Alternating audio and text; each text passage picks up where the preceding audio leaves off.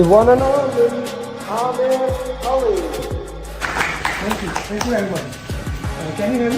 And then I started doing more research and I found you, and I hate doing a video, but the coaching calls was one of the things. And then you had another video that caught my eye where it was specific, outside of the PMP, but I knew this is real content. This is things that will be on exam, right? I did hard work for sure, but I think the follow-up, sir, you did.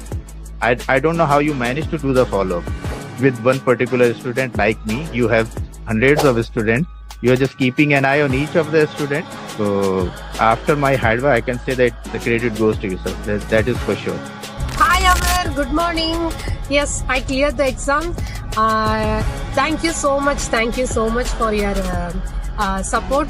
And this has happened only because of that customized roadmap and mocks, and you always keep on asking us to do proper RCA, detailed RCA. It happened only because of the detailed RCA. Yes, this RCA helped me a lot. Thank you for all this guidance and support you gave me. Mr. Amir, thanks for our team. So I was just looking at his post, who cleared the PMP, and he used to post the success stories on daily basis. So I reached out to Alina and I asked her how is his program or something. So she said you can trust him and you should join this program if you are looking for it. It was a very customized base feedback that I was getting from sir, from you. So yes, follow-up is very important, and thank you very much for that. It made me accountable. If you didn't ask me this often, I would have slacked off more. I would say your course was super important. I think this was the main part, once you understand the course, and then I think the mocks were super important. Your emphasis on mocks, you kept nagging us that, get this mock done, do RCA. All of this was super helpful because pushes were they were similar. So yeah, mocks were, there are so many mocks that you have, and if you do all of them, I'm pretty sure anybody who goes, who does them can easily clear a team. Amir, first of all, thank you so much. I think without your guidance, it took me 1 year, one complete year. I was preparing for PMP through books and everything. So I was giving some mocks also available online, and I was not able to, have that confidence that I'll be able to clear. But I'm telling you, after attending the classes, especially after doing the mocks, doing the RCAs, I was feeling confident enough that yes, I can attempt it. And the day you told me to book your exam, I still asked you that are you sure that I can give the exam? And you said yes, you are ready. First of all, I thank you a lot for the privilege, because when I started encounter with your program through LinkedIn, so some of your thoughts, always motivating me, I can do it. So I always follow you, almost everything, all your journeys. I watch all of them, even the one that they speak in your local language. So that was not an easy journey, and it would not be possible without you. I really appreciate the support. He was always available for my questions and always put me in the right direction. And actually, if I want to say how was the journey, my journey started 2 years back when I first called you for the SP, and then you directed me to PMP, and then we did SP after that, and then you tricked me to do the PGMP. Thank you so much, and again, Amir, thank you so much, and your mocks are really good. I mean, yeah, please, everyone should do your mock for sure, and then they will be all prepared for the exam. And trust your program. And then you came with your follow-ups, and that kind of really boosted me. Those daily follow-ups making sure that I was getting the mocks that I needed to do completed, and following up on me, it really boosted my motivation again. And as I was started doing those mocks, I got an opportunity for a job which required me to have PMP, so I had to go for PMP before I get the interview. Mostly coaching goal is for you understand how you will solve the question. Mostly it is like that. We can only do the 10 or 12 questions, maybe less than that. But main thing is it will come into your bones that you have to do elimination technique. So you cannot go just, okay, this is the answer, I will go directly put this answer. That is the main thing. It will come into you that you have to do elimination technique. That is the best thing for coaching all. Yeah. Alhamdulillah, with the right guidance from yourself, I managed to do good in the exam and to clear the PMP. I would say that your approach was really helpful because I'm not that type of a person who would sit there and read a lot of theoretical things to get things done. I'm more of a practical person who would prefer practicing over sticking to the theoreticals. And I would definitely say that the root cause analysis for me was the key. And here's why. Is some people try so hard to memorize all the processes and how they're all linked together. And if you do this, then you got to do that. And some people, maybe they think that way. That was very hard for me. It was just a lot to memorize. I'm not Amer Ali. I can't do that. So for me, just the process of actually answering the questions with your technique of process of elimination. And then if you're left with always like two answers, which one do you do? And if you get it wrong, you have to go do the root cause analysis. So thank you, sir. Yeah, thank you very much for everything. Fantastic. I would not have done as well as I had done if I hadn't had that foundation of engagement, for sure. Who here wants to be successful? Raise your hands. Hi guys, I hope everyone is doing amazing. They are having an amazing week, etc., etc. Tamina, message in your group that the class has started. And if you are my students, guys, message in the group that class has started. This is going to be an amazing session. Okay. Where are you from? When's your exam? Put in the chat box. I would love to know. When is your exam? If you have booked it. When is your exam, my friend?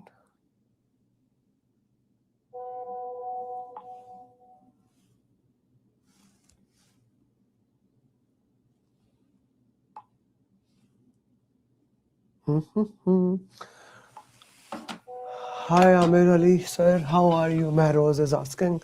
I'm very good. I'm awesome. I'm beautiful. What about you? Hello, everyone. Guys, can you hear me? Can you see me? My voice is clear. Okay. Walaikum salam. Good evening. Good evening. Good morning from US.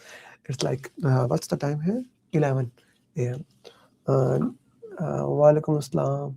Hi. Assalamu alaikum. Walaikum salam. Walaikum salam. Hi, everyone. Hello. Hi. I have PMP exam on Saturday. I hope you pass. How's your preparation? Can't memorize. You don't need to. Yes, too much content. Of course, the content is too much. That's why PMP booklet is the best thing that you can do. Hi, coach. Hi, Tamina. 19th March, Nargis, you should be doing simulator now. Are you doing simulator or you are not on simulator? TH April. What is TH April? I don't know name. Is there any date of TH April?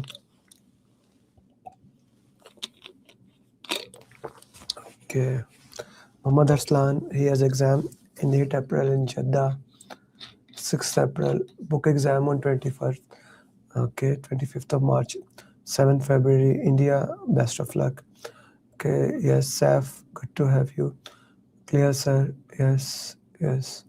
Your voice is clear. Thank you for that. Good evening, good evening. 28th February. Okay, Tamina. Okay, Kanan, good to have you. Kanan, yesterday Shri was asking how's your preparation level. So why don't you tell me here, how's your preparation? Okay, thank you. Not yet. Okay, you should start, Nargis. It's been 3 weeks. So which topic are you doing? You should be on simulator now. All good. 4th April. Okay, perfectly fine. Today we are gonna do my favorite topic. And in a way, I have not taught for a long time. I have been thinking to do something for you guys so that you can understand and master that thing. So I have came up with this plan and I hope you enjoy the plan. The plan is that I'm going to go through the entire topic. Okay. I'm going to go through the entire topic and then we are going to do not 10 questions. I did put 10 questions and we are going to do 15 questions. Okay. So I'm going to wear my ambitious hat. It's an ambitious process. Okay. And we are going to do that. So first we are gonna do question and we are gonna go to the topic. Okay, we are gonna go do the topic and we are gonna work into that. What is PMP? This session is for those people who already know what's PMP. If you don't know, project management professional is PMP. This is a question answers and preparation session. Okay, so I'm gonna use stages of team, also known as Tuckman ladder. Okay, also known as Tuckman ladder.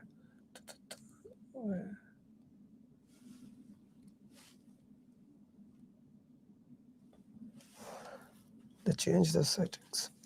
Okay, so stages of team, also known as Tuckman ladder.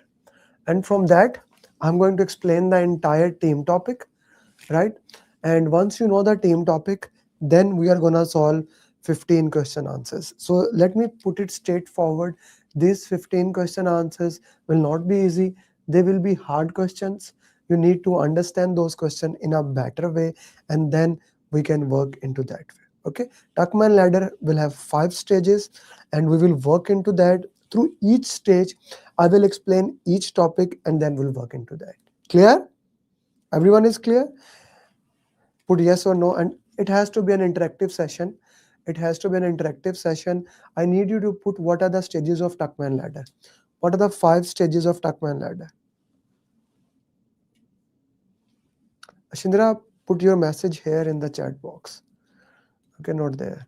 What are the 5 stages of the Tuckman ladder? Tuckman ladder, also known as stages of team.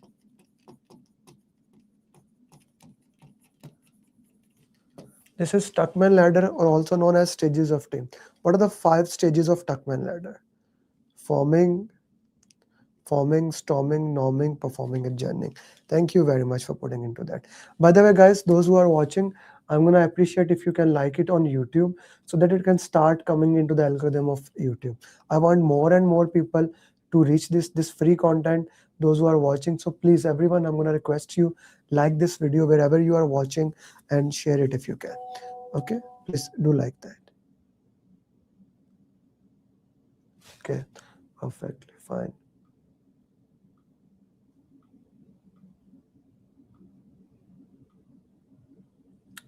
Okay, cannot spell or say that word. Why you cannot spell or say that word? You should be. Okay, stages of team. Forming, then storming, then let me put this a little bit down. Forming, storming, norming, performing, and adjourning. Any team, anywhere in the world, it passes through these stages. They come at forming, then they reach to storming. What are these? I will explain you. Then norming, then performing, then finally adjourning. Now, what does forming actually mean? Okay, what does forming actually mean? What happens as a project manager? So I'm assuming you're a project manager. You make resource management plan. You make a resource management plan. Resource management plan talks about everything about the resources. Can you put in the chat box what are the 4 type of resources that we have? There are 4 type of resources. Okay, I want to go back to directly to basics and know it from you, because this has to be an interactive session. Those people who will watch later on, put in the comment box what are the 4 type of resources are there. There are 4 type of resources. What are those? Put in the chat box. There are 4 types of resources. What are those 4 type of resources? There are 4 type of resources, and we should know them. What are the 4 type of resources?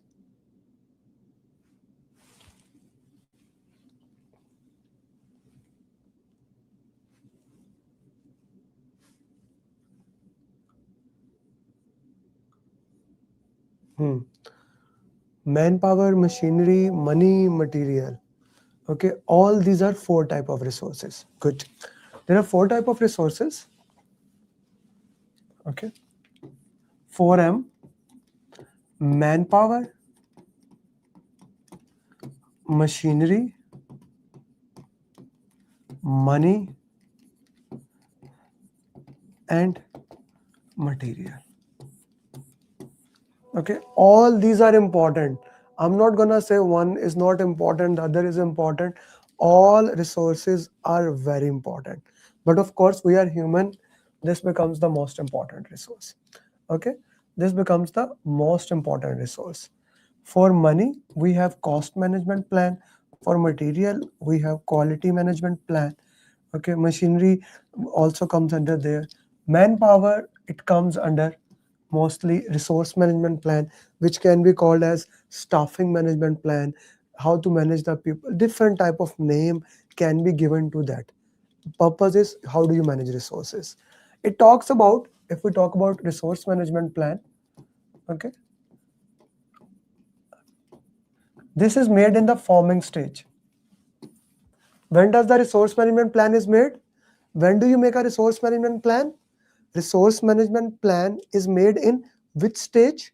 It is made in the forming stage, the first stage of the project. In the forming stage, we make the resource management plan. It talks about how you are going to acquire the resources. Then it is going to talk about how you are going to develop the resources, how you are going to manage the resources, and finally how you are going to control or release the resources.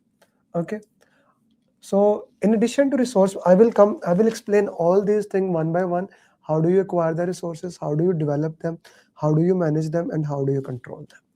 Okay, how do you acquire them, how do you develop them, how do you manage them, how do you control. But at forming stage, resource management plan is not the only document that you are making.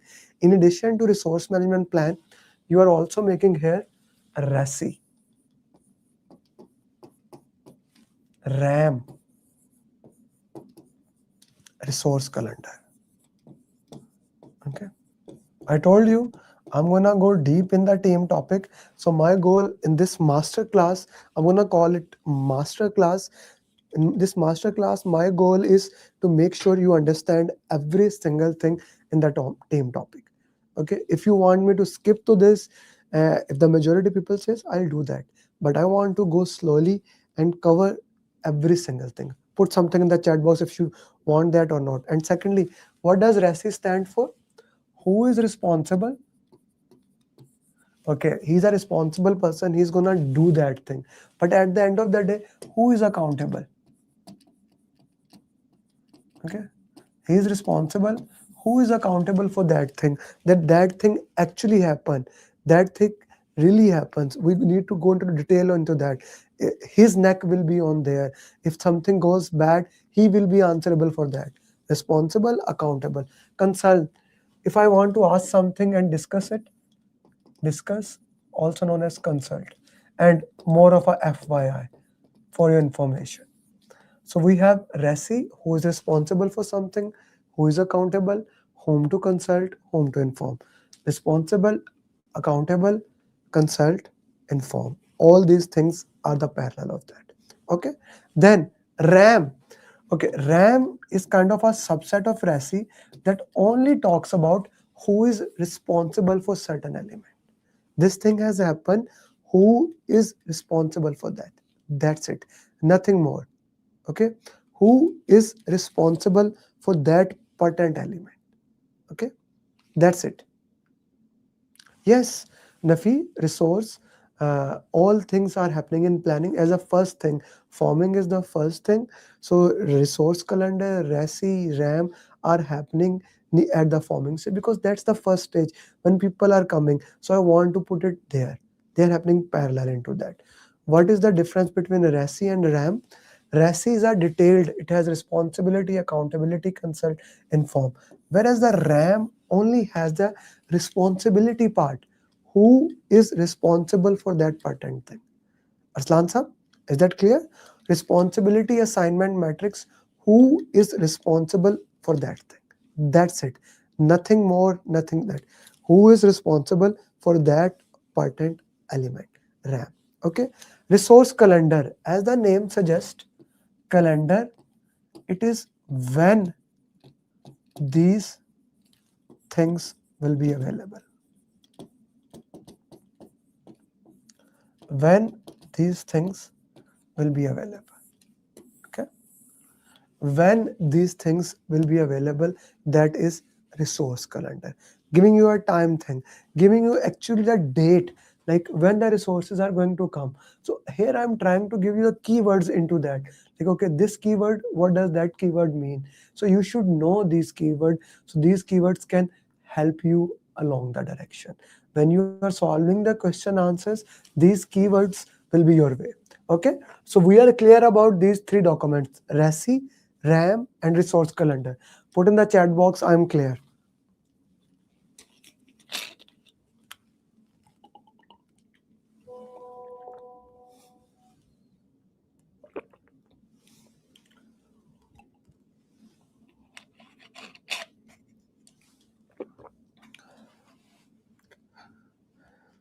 Clear. Thank you very much. Okay, now we go back to our resource management plan. How do you acquire the resources? Now, this is a very interesting thing which many people just miss it. RAM, repeat RAM please. RAM is responsibility assignment matrix. Okay, RAM is responsibility assignment matrix. Who is responsible for certain thing? Who is responsible? Who at the end of the day will be there? Tech G2, is it clear to you? Tech G2, is it clear to you?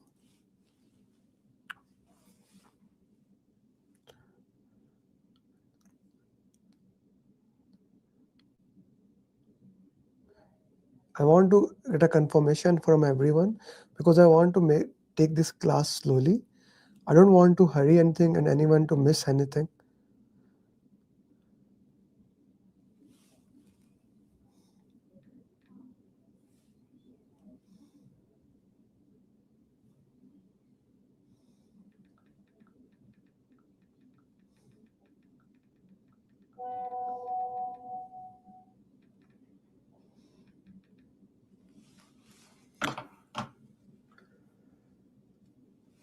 Yeah. Okay. The first thing in when you are gonna go for the acquiring the resources, I need to know what do I need? What do I need? Okay. How much I need? Like how many resource I needed? And then which skill level do I need?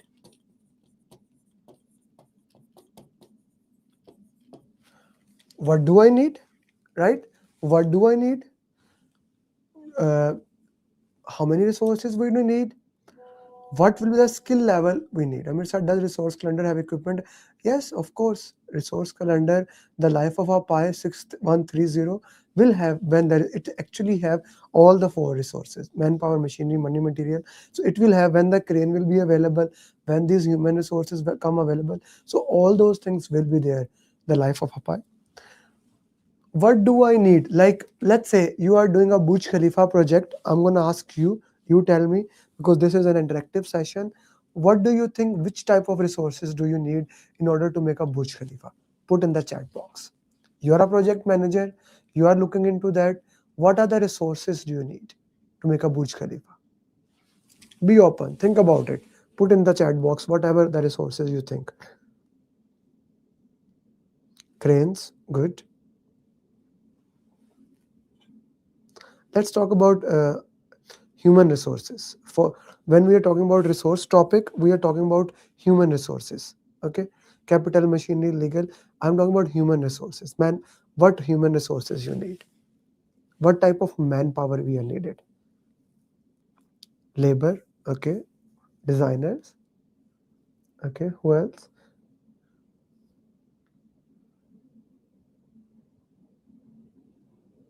Architect.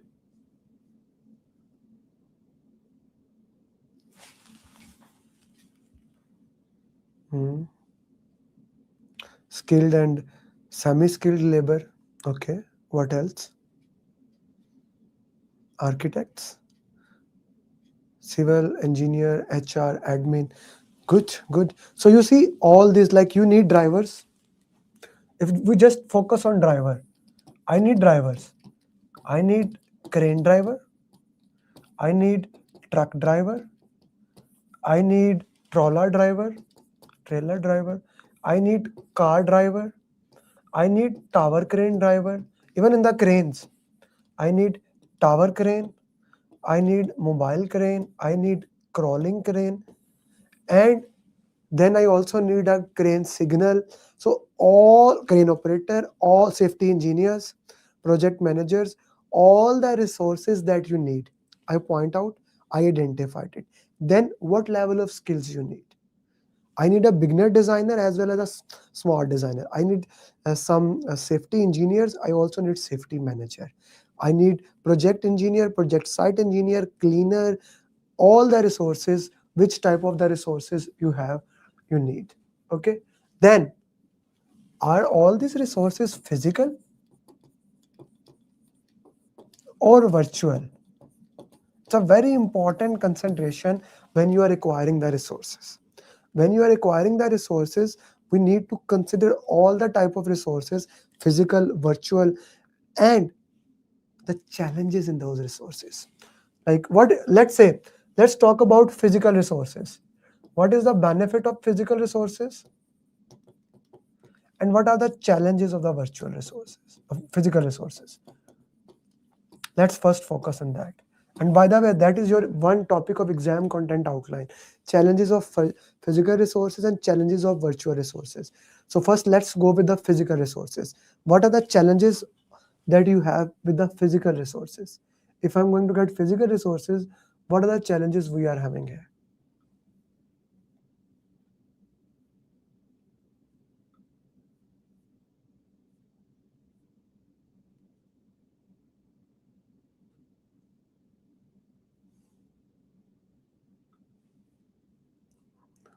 No. I am asking Saeed Hassan, what are the challenges? You have physical resources. So in them, what are the challenges do you have?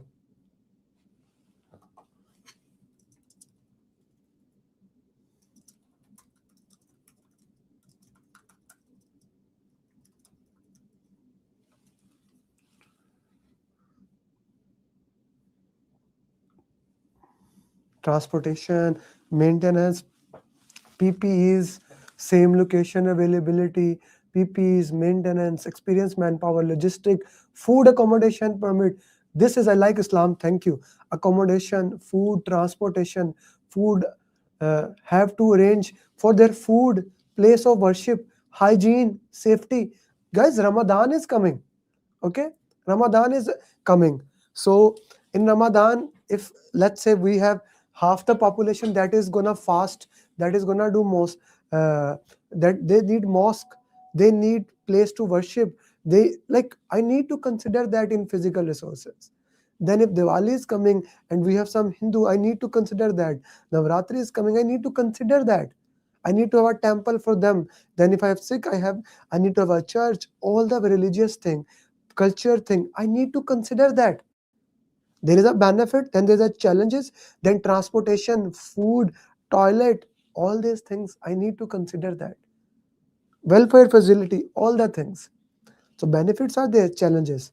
Now, if I go with the virtual, what are the benefit and challenges of a virtual team?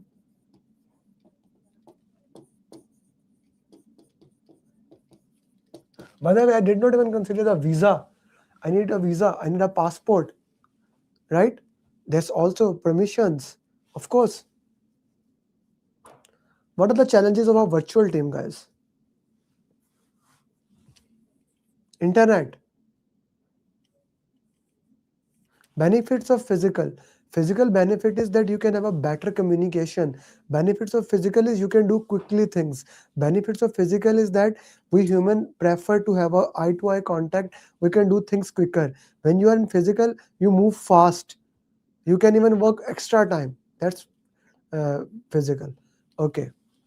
Slow computers, internet problem, connectivity, time zone problem. These are the all challenges. What are the benefits of virtual? It's cost effective. It can be recorded for review purpose. Okay, you can get best of the best talent.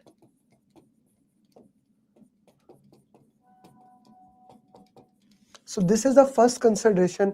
When I identify what are the skills I have, I need to identify what are the benefits, challenges, and on the basis of that, I go for a team. Okay, let's go. We decided we are gonna go for hybrid team. Okay, I acquire the resources. I go for hybrid team. Now I do the SWOT analysis. Strength, weakness, opportunity, threats of each team member. Like team members are there, I have acquired the resources. Next thing is I need to develop them. Okay, the first thing was acquire, second thing is develop, third thing is manage, the fourth thing is control. Acquire, develop, manage, control. That is your resource management plan. You have acquired the resources. Now I need to develop them. Okay, first I need to do their SWOT analysis. When I give them the task, what is their strength? What is their weaknesses? What is the opportunity in the market? What is the threat? And provide them the task according to their strengths. This is called team skills appraisal. I'm trying to identify where my team actually stand, right? That's what we are deciding now. Skills we need, we interview them, we have a discussion them, and then we acquire that team. Once you acquire that team, now we are developing them. We are currently looking at what are their skills and what do I need. Remember, project management PMP need that you act like a servant leader, which means you never fire team member. You never fire team member. You always identify training need assessment. What does that mean? Identify his current skills, desired skills, and you provide training and coaching. You provide training and coaching, and this happens throughout the project, not just one time. This happens throughout the project. You provide them the training, you provide them the coaching, you keep looking at what is more needed, what is missing it here, what do I have, what do I don't have. I need to identify what is the training requirement, what is the coaching requirement, how do I provide it. Always I identify the training need assessment, I provided the training, I measure that training benefit outcomes. Now the training is done, if that is effective or not. If it is not effective, I do it again. Identify that, you develop the team. Our small understanding between training and coaching. Training is more of a technical skills, like how to use Excel, how to use AI. Coaching is more of a emotional skills, emotional intelligence. Okay, helping the team to how to basically have a eye-to-eye contact with someone. Soft skills. Thank you, Hassan. This is more of a hard skills. Okay, this is more of a soft skills. Like training, right now I'm providing you training into that, but if we want to discuss how to discuss a team member, how to talk to them, that's more of a soft skills. Both is the responsibility of a project manager. As a servant leader, this is a job of the project manager to provide training, coaching, and mentoring. Mentoring staff is a long term, it's a lifelong relationship. For example, when you join my program, you do get training for the PMP, then coaching as a follow-up. Mentoring is a lifelong. I just had a discussion with one of my students in the morning that was getting a new job. So I was discussing him how to do, how not to do. So mentoring is a long term. Okay, so StreamYard, clip it. Difference between training and coaching. Now I have provided training, I have provided coaching, I have developed them, acquire. What were the four things? What is acquired? What is What are the 4 things that comes under resource management plan? How do you acquire the resources? How do you develop? Now manage the resources. Okay, so training is more of a tech G2, is more of a technical skills that you need. More of a technical skills that you need. How to operate the computer, how to work on Excel, how do I do these jobs, electrical job, mechanical job. Coaching is how do I talk to someone, how do I pass the interview, have an eye-to-eye contact. That is training and coaching. The next is we acquire the resources. We got our resources, then I develop them. Developing the resources is throughout the project, and then manage them. Okay, so manage again consists of 2 things: managing conflict and managing emotions. Manage part mostly come in storming stage, but I'm going to explain it here. Okay, so in order to manage them, I need to have emotional intelligence, EQ. Emotional intelligence or EQ. There are 5 elements of emotional intelligence. Can you put in the chat box what are the 5 elements of emotional intelligence? There are 5 elements of emotional intelligence. What are the 5 elements?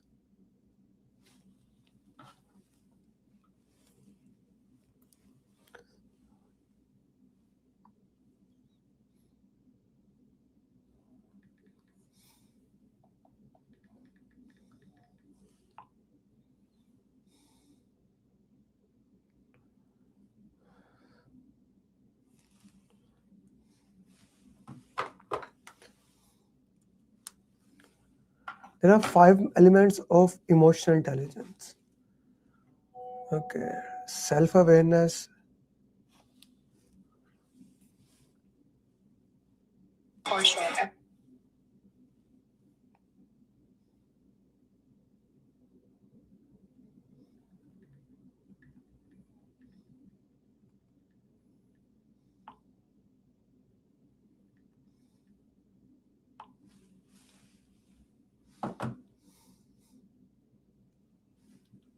Self-awareness, self-management, empathy. Active listening does not come there. No. Okay, active listening is a very important skill which comes under, which is itself a skill, but that is not the 5 things that come under emotional intelligence. What is active listening? Giving 100% attention to somebody. It's active listening. Okay.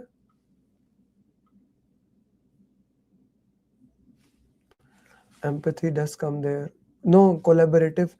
No, Shubhashik. Self-aware, interpersonal skills does not come there. There's a word stewardship. No. Empathy, motivation. Okay, motivation. No, subversive. Self-awareness, self-regulation, motivation, empathy. You are in the self-awareness, self-management, empathy. Okay. Knowing oneself. Okay. Understand yourself. Okay. Self-awareness. Self-awareness, self-management. Okay. Different people are giving different answer, and most of the answer are right. They're not bad answers. Okay. No answer is a bad answer as long as you are giving the answer. Okay. So emotional intelligence, according to Daniel Goldman, which PMI actually follow, the first one is self-awareness.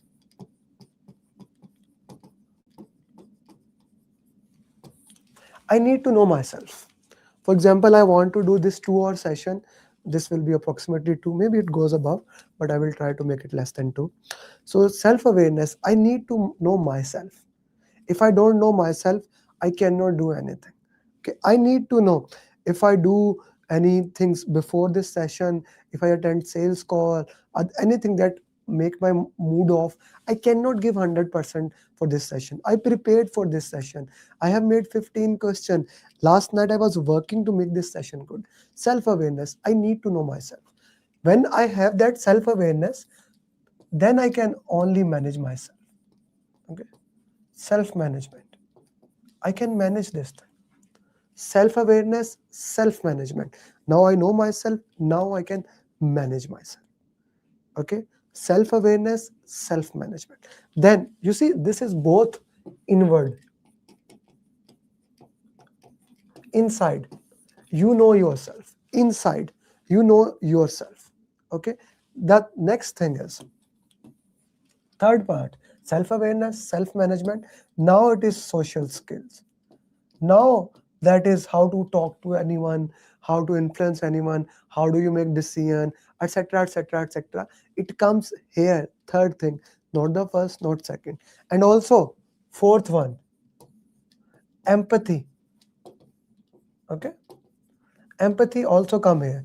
What is empathy? Empathy is basically feeling how the other person will feel, how they will feel that. Empathy. What is their empathy? I need to feel how they are feeling in their shoes. Empathy. Very, very important, very critical. Then the last one is motivation. I'll explain you multiple motivational theories also. Like why do I need to know motivation? Not humanity, use the PMI language. Please, Aslan, use the PMI language. What does motivate them? All 5 elements of emotional intelligence are clear? All 5 elements of emotional intelligence are clear to everyone? Put in the chat box, yes, no, any confusing? Self-awareness, self-management, social skill, empathy, and motivation.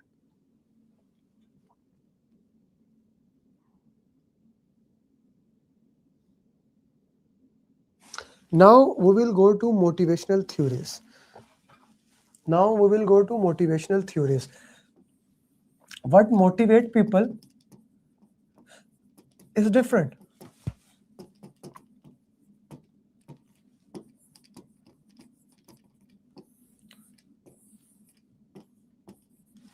What motivate one person will be different to what motivate to other person. So I need to see what are the different motivational theories there that look into that.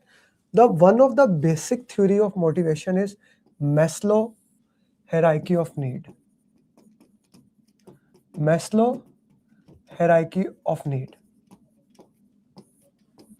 Food, like it says that there are basic needs,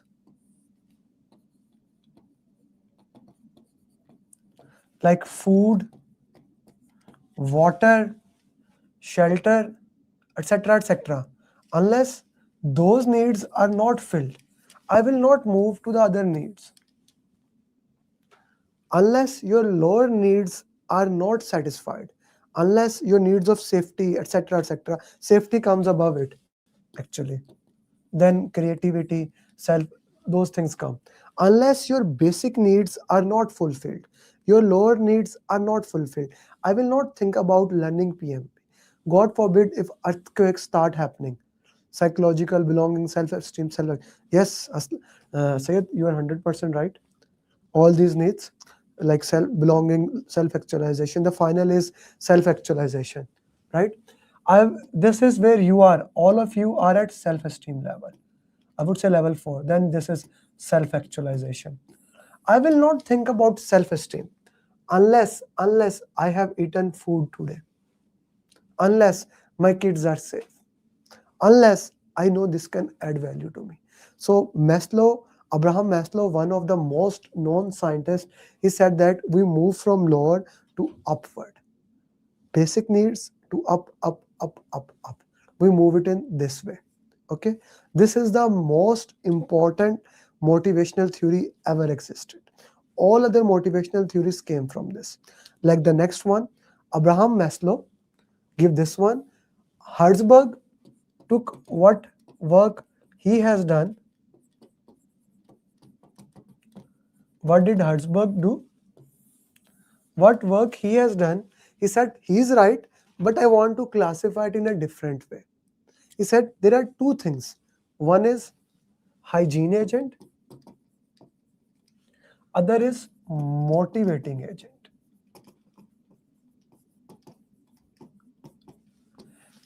What are hygiene agent? They are the minimum requirement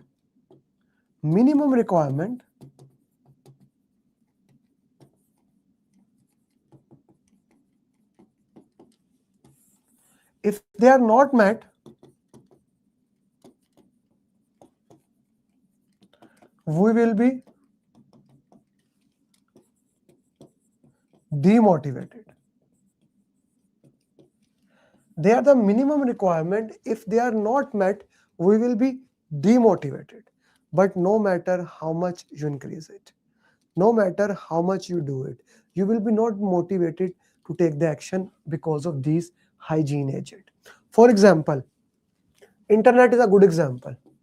If you do not have good internet or food, okay, if you do not have a good internet, your mind will continuously saying internet is not good, internet is not good, internet is not good. How many of you do that when your internet is bad?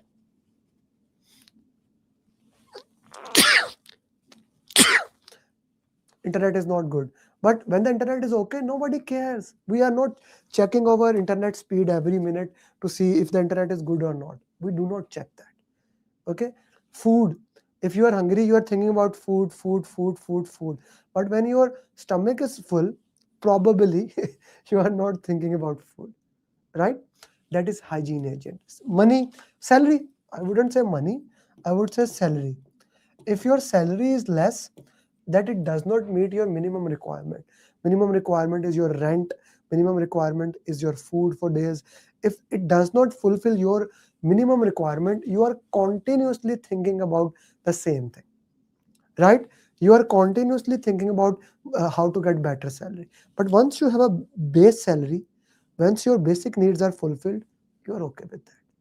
Hygiene agents are those agents, if they are not present, you get demotivated, but no matter how much you increase it, you do not take action because of them. What motivates us? Motivating agents. Growth. Something that helps us to grow. Opportunity. Helping others. Working for a purpose. Something that is bigger than us. I love to give the example of moms here. Okay, I love to give the example of a mom here. Like mom, they give up their life while giving birth to kid, right? Like for example, if I give example of my wife, she wake up at 7 a.m.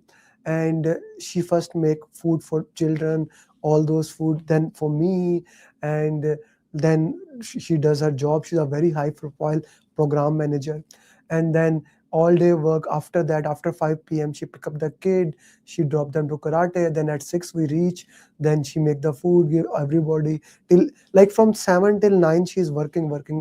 Sometime like last night even 10:30 she was working. She never complained. Why? She see we are growing, she see her kids are growing. Every single day is an opportunity, giving back to the people. Growth, opportunity, that is motivating agent. Is the Herzberg theory clear to you? Two theories we discuss: Maslow hierarchy of needs and Herzberg theory of motivation. Both these theories are clear to everybody. I need all 46 people putting yes or no in the chat box.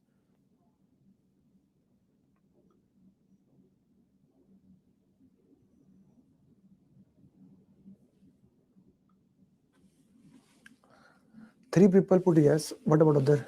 Yes. Guys, this is an interactive session. If you do not participate, you will feel lost. Okay. Those people who watch it later on recording, put the comment. I will answer every single comment that you put if not clear. Okay. I'm going to request all of you to please do like to my YouTube video or wherever you are watching, LinkedIn, please do like it. And if you're at YouTube, do subscribe it. This year, my goal is to put more and more content. Okay, more and more content.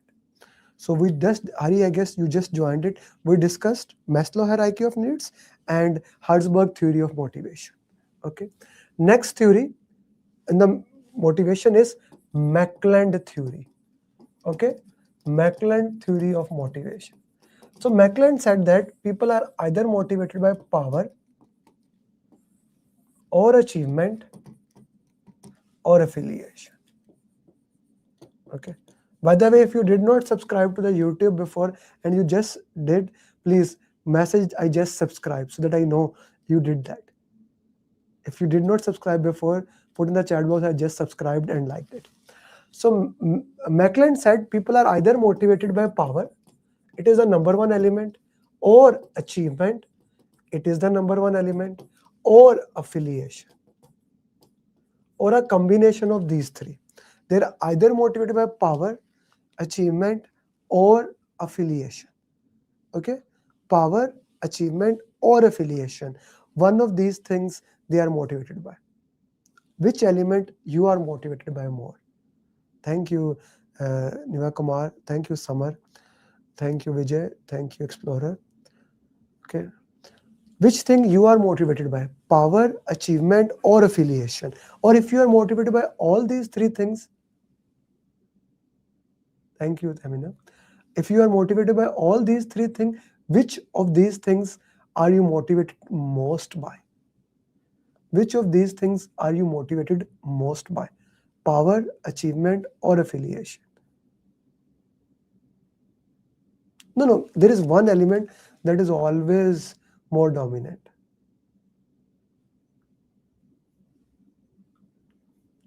One element that is always more dominant. I want to know which element you have dominant. For me, achievement is a very important thing. That's why you will see me, like right now we have 92 PMPs, I guess. So I always say I have these many PMPs. I always like to say that I have these many PMPs. Why? It is important for me. It is important for me. I like to say that. Okay, that's achievement is for me. Then affiliation, who knows me? Power. Affiliation is Arslan, who knows you, whom you know. Like you have a problem, whom you can call immediately. That is affiliation. Okay, whom you know. That is affiliation. Affiliation. Achievement, power, achievement. Most of the people who are my students or they are doing PMP, they do PMP because they are mostly motivated by affiliation. Okay, they are mostly motivated by affiliation most of the time. Of course, Tamina, that is an achievement. You will brag very soon. Now, these are the three most important theory. Then another theory is McGregor theory X and theory Y. McGregor theory X and theory Y. Oh, I put it both X. McGregor said X, Y. Those people who believe, those organizations who believe in theory X, they says that people don't do work. They are not motivated. You need to continuously monitor them. Okay, you need to continuously monitor them. They are lazy. Okay, people are lazy. They will not do their things or they will get busy somewhere else. You need to continuously monitor them. Okay, you need to continuously monitor them. Why your students lack affiliation? No, it's their thing. Everyone can be motivated by something else. Okay, so you continuously monitor them. You continuously look at them. If you are work in an organization, we take thumbprint when you come, thumbprint when you go out, have cameras there. That is theory X believer. Then there are organizations that are theory Y believer. They say that give them good environment, give them a good environment, and they will be motivated to take action. Okay. We affiliate with our coach Max Pro. Okay. So theory X and theory Y. What does your organization believe? What does your organization? Yes, X is micromanage. Of course, X is micromanage. What does your organization do?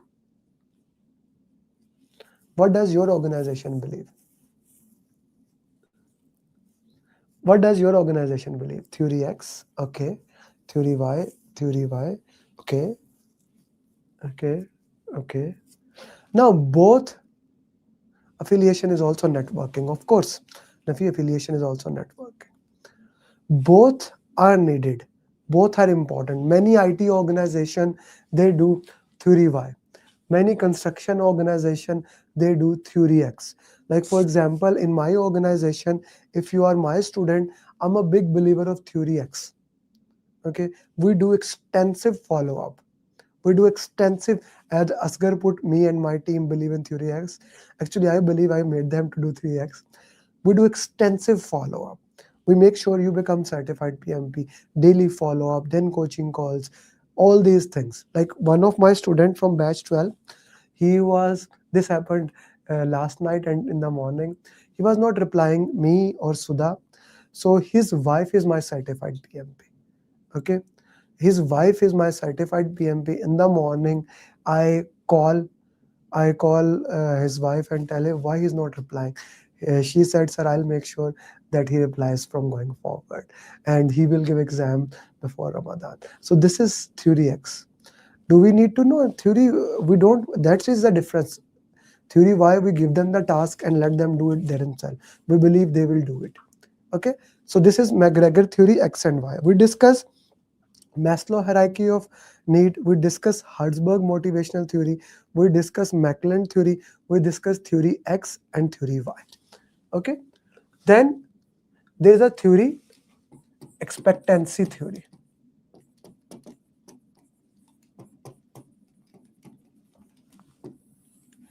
Okay, this is a very interesting theory. All religions are based on this theory. All religions are based on this theory. You are doing PMP because of this. If you believe, you will act. You will do that.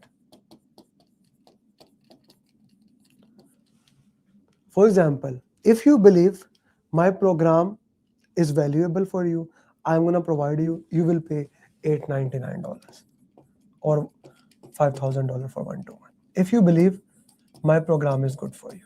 If you believe, no, this is not good, you will not do that. Secondly, if you believe, let's say you don't even join my program. If you believe PMP is important for you, you will study. You will study. If you believe, for Muslims, if you believe that there is a Jannat, and if I do fasting, if I do those fasting, you will do the good things in that thing, right? You're believing it. Same goes for all other religion. If you believe this will happen, you will do those things. If you believe you will get good salary, you will work for that job. If you believe this job is going to change you, you will prepare interview. Expectancy theory. Everything is based on that expectancy. There are some reasons sometimes. What do you mean by what reasons? Okay. If you believe, you will act it. Expectancy theory. Expect to get something as a reward. Yes, everything you do will receive a message, what's the update? Yes, this is basically what I do. Okay. We will do that. What is not clear to you, Faisal sir? Please ask the question. Got it. Good. Okay. Expectancy theory. Then I guess last theory here. There are other theories, but I don't want to boil down only in theories. Halo effect. Now this is a very interesting thing. How many of you are wearing right now branded clothes? This shirt and this cap. So this cap belongs to We Friends. Okay. There's a guy, Gary Vaynerchuk. He's my mentor. I follow him. I saw he's wearing, I do that. All this cap collection, if you see there, okay, all this cap collection is from that guy. I believe him that he's wearing it. I follow him. I buy it. Okay. Halo effect is how do you, if you follow someone and you do that this year, copying it as influencer, the entire influencer market is based on that. You see Virat Kohli drinking a water, you buy that water. You see some actress wearing that perfume or using that perfume, wearing that shoes, you do that. Your entire influencing market is based on halo effect. Am I clear about it? Is that clear to everyone? 5 theories. Maslow, Mackland, Herzberg, expectancy, halo effect. We discussed 5 elements of emotional intelligence, 5 motivational theories. Now I know what motivate people. Now I know emotional intelligence. Okay. Now I'm going to go to the next thing. I know how to acquire, develop. This is in manage. The next thing is, how do I manage conflict? Before I go and start managing the conflict, I have a question for you. Is a conflict good or bad?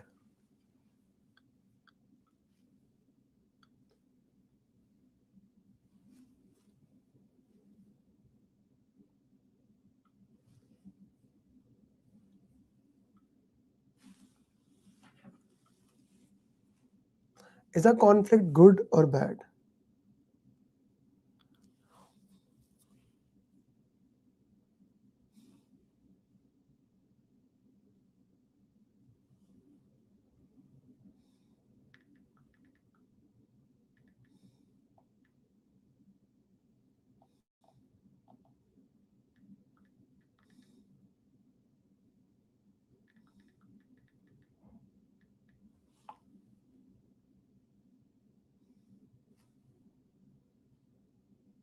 Is a conflict bad or good?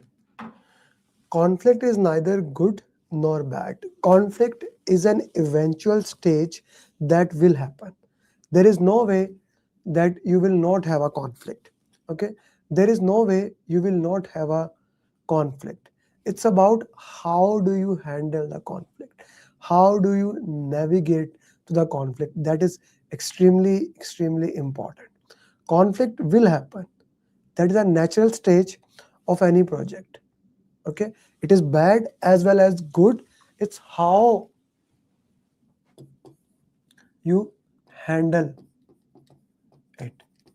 So in project management, we always have a document for everything. Okay, in order to handle the conflict, we have team charter. Team charter, PMI can call it as a team charter, team document, working agreements, all those names. It can be called as even social contract. Okay, working agreement. It has basic ground rules. What are the ground rules that we are going to follow? For example, in my sessions, I decided it. I made a ground rule long time back. I'm only going to speak English, right? Now, I'm from Pakistan. My language is Urdu, right? I have so many students. Even one of my class fellow, he joined my program. He said, can you do that in Urdu? Then I have students, he was from UAE. He said, I know that, like, he did not join my program, just free channels. He said, why you are not talking on Hindi? I need to understand it. I said, I don't do that. My ground rule is I'm gonna speak in English because I want everyone. Exam is in English. I want that to be that. Okay.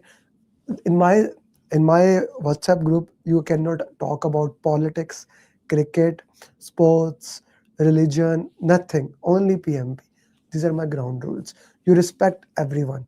You respect diversity. If you do anything that is not onto that standards, I remove you. I give you money back if you are my paid students. It never happened, but this is what we do. Ground rules, the basic rules and regulation. It's a part of team charter. What values do you follow? What vision do you have? How do you make decisions? For example, do you make decisions on majority? Like majority is when you get, let's say there are three options, A, B, C. There are three teams and there are 10 votes. Okay. Shall I do A? Shall I go and eat pizza, burger, biryani? A is pizza, biryani, etc. It can be like company policy. Yeah, it can be. Faisal.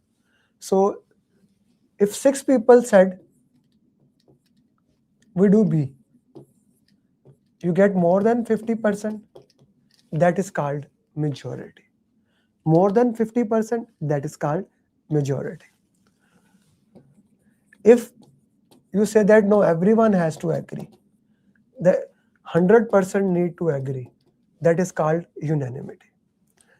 If one person take the decision, it is called autocratic, dictatorship, one person. Now, sometimes you do not get majority, but you still get vote. Same option. 4 people said do A, 3 said do B, 3 said do C. Now you do not get a direct majority here, but still, which option has more vote? Put in the chat box, which option has more vote?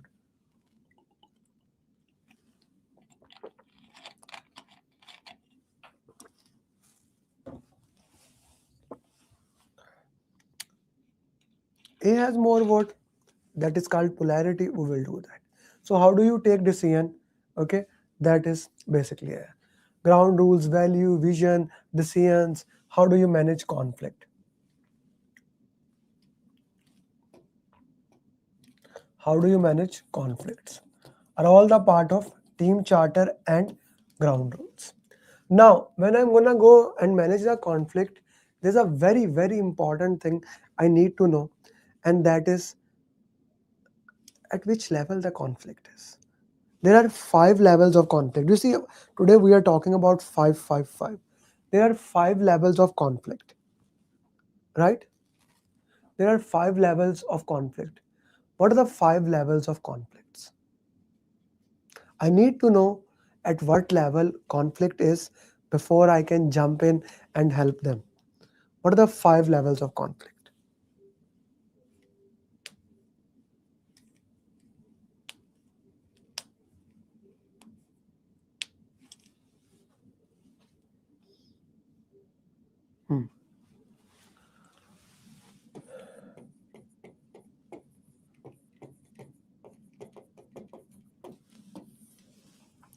The first one is problem to be solved. Here, the team language is open. The team language is open. They know what to do. Just give me a second.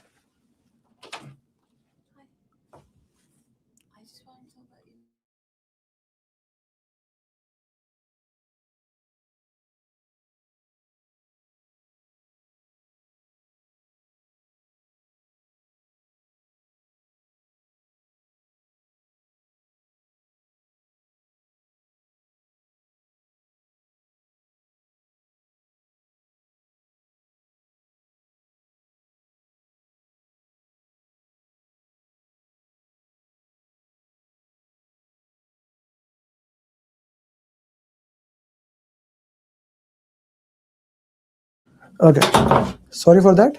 So we have problem to solve, that is level 1. Then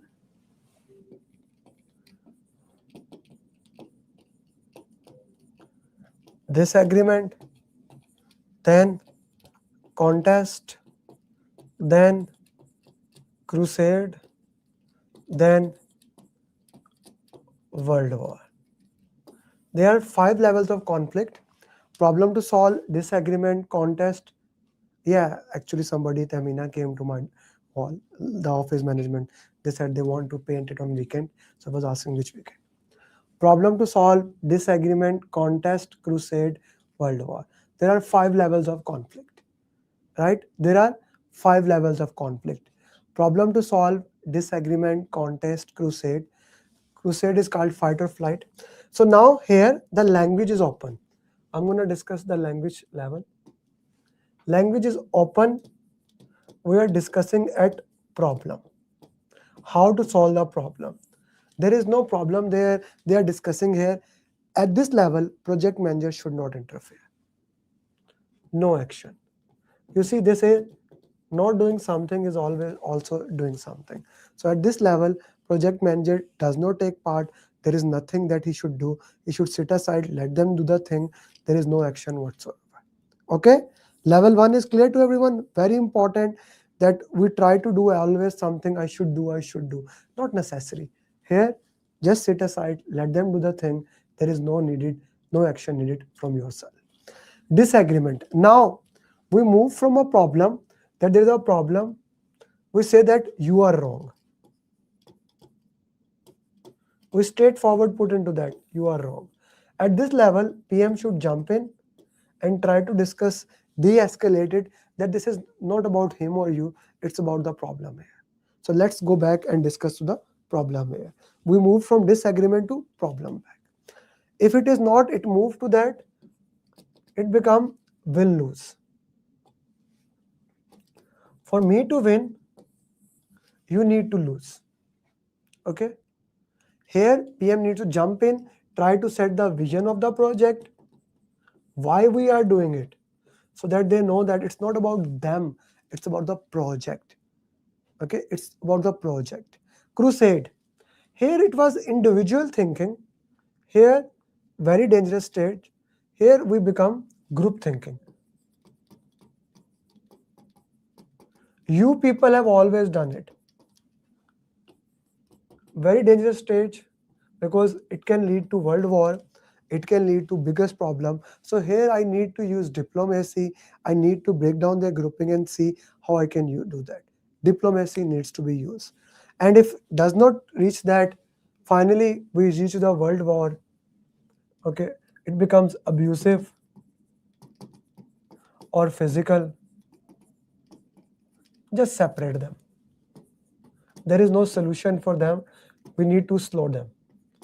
You need to slow down. Some things should not be immediately handled, otherwise you will have a problem. So you need to separate them, let them handle this thing. Okay, so 5 levels of conflict. Am I clear with all the levels? World war, crusade, disagreement, 5 levels of conflict. At which level project manager should take part? Answer me. At which level project manager should not take part? At which level project manager just need the things to cool down? Answer these 3 questions, please. But level 4 is crusade. It becomes grouping here. At level 3, it was individual. Now at level 4, it becomes you people have always done that. You people have always done that. Like your religious people have always done that. That is level 4. Level contest is you are wrong. And in order for me to get my way, I need to make sure you lose. Okay, that is level 3. Okay, so we are clear here. 5 levels of conflicts.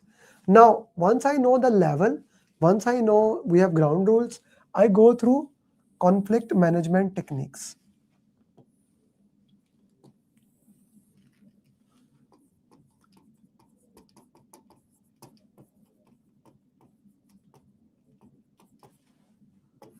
It is practically impossible you don't get a question in the exam from this topic. Okay, it is practically cool down is level 5, Tamina. We'll let them the cool down is level 5. Concerns for others. Here, I care more for other. Here, concern for myself. Okay, so let's say if I care for them and as well I care for myself, I go for a win-win situation. If I don't care about them, I don't care about my lose-lose. If I care more for about myself, I go for win-lose. If I don't care about both parties, I go for lose-win situation. Okay, I go for lose-win situation. So what are the techniques we have at this level? I have collaborating. I discuss with them, collaborate with them, even I confront them. Like for example, I care about Tamina, so I immediately confronted her and said it's not level 3, it's level 5. This is confronting. Okay, it's a win-win situation. Then problem solving. This is considered as the best way. You find out a solution to handle something. Win-lose. Okay, win-lose is basically you force the solution or direct it. Lose-lose, if we talk about lose-lose, avoid and withdraw. Lose-win, like you let other people win, you accommodate them, or even smooth. Then we also have compromising, which is also a lose-lose, but different type of lose-lose. Let me explain them now. Okay, so let's go with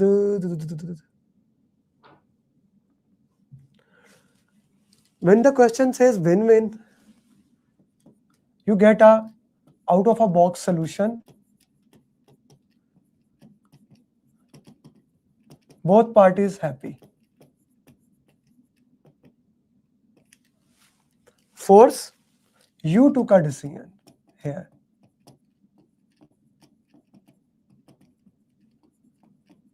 You are taking a decision here. That's a forcing, and it is very effective. Sometime people they need to be forced. We need, this is an autocratic. Yes, we need to be force them to do this way. That's important. Okay, lose. You take no action. You just no action. Only you document them.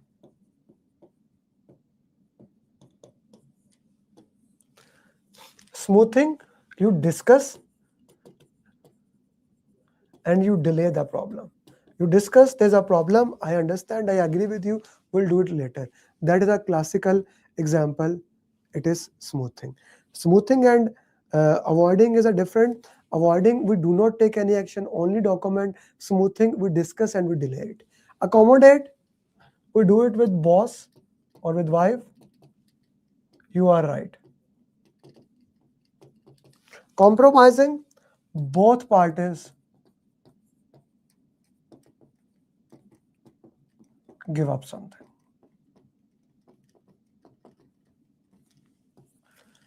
This is how do you handle conflict management. Take a screenshot of this. This will be very important for you. There's practically not possible that there is no question in the exam from this side.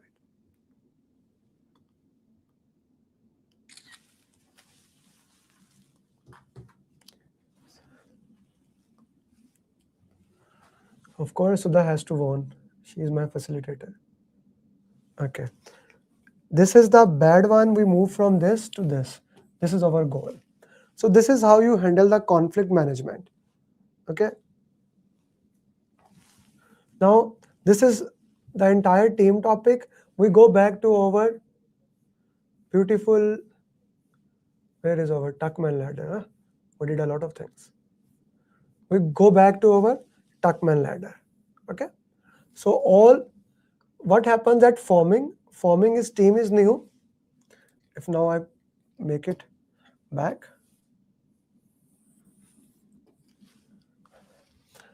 This is productivity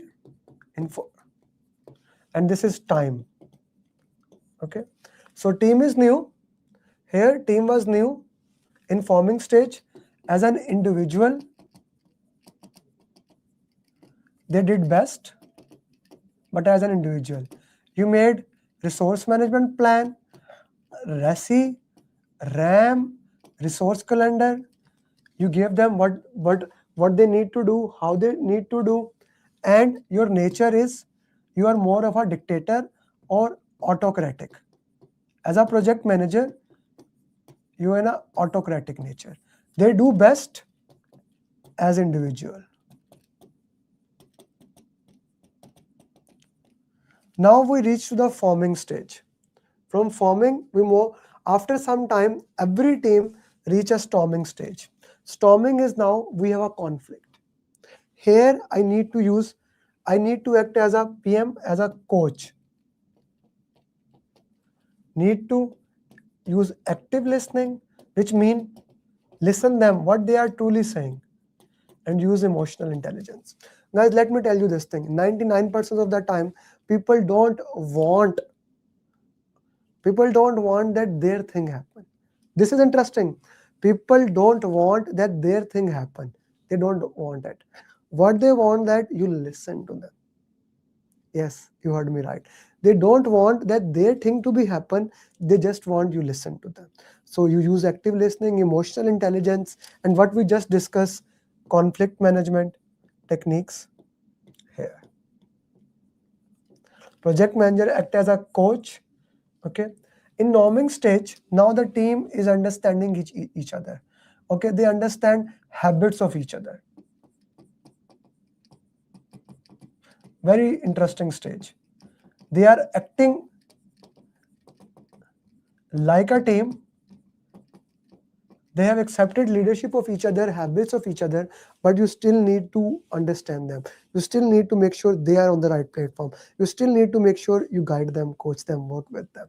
Okay, so here project manager still work there as a servant leader, coaching them, as a transformational leader, working with them along the direction. Okay, finally the team reaches to the performing stage. This is an ideal stage. They can do work themselves. Project manager act as a laissez-faire, which means hands-off approach. He's not acting day to day on their things, guiding them. No, they are taking their things themselves. They are doing everything themselves. You just set aside, let them do their things. They do best at their things. Sleeping further. I like Avas what you said. Laissez-faire. Finally, adjourning.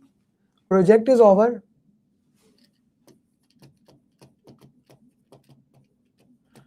This is the in resource management, is the control part. You are living it. Project is over. Emotions are high.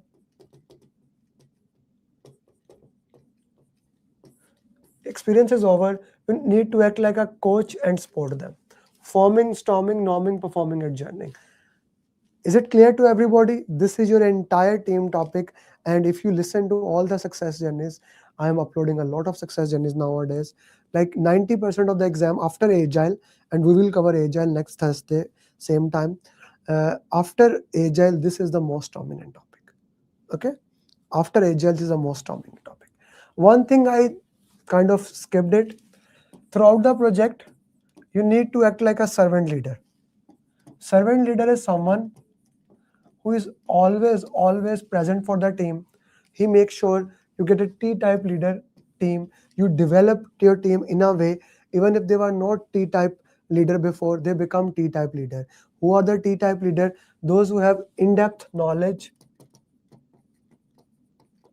of one domain and idea about other domain. It helps us to single point of failure.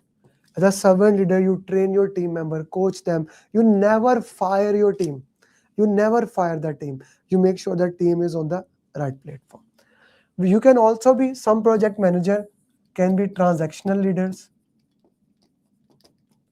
Transactional leader is that transaction.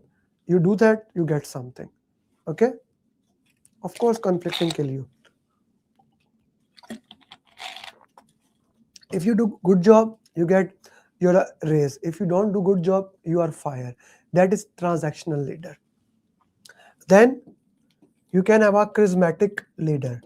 A person whose charisma is very high and the team is working because of that one person. It's a charismatic leader. Okay. Then you can have a transformational leadership. Someone who take the team and transform them into a better thing. We all know leaders who have transformed their nations, like Nelson Mandela. That is called as transformational leader. Okay, and of course these all leadership are used there. So that's your team topic, guys, the entire topic. Now this was your topic, but it all comes down to what Saif is continuously saying: question. So Saif, we are gonna come to the questions now. Remember using the 3-step formula out of 7 steps to solve the questions. Step number 1, slow down. Step number 2, identify keywords. Okay. Step number 3, use elimination technique. Okay. What are the 3 steps to solve question answers, everyone?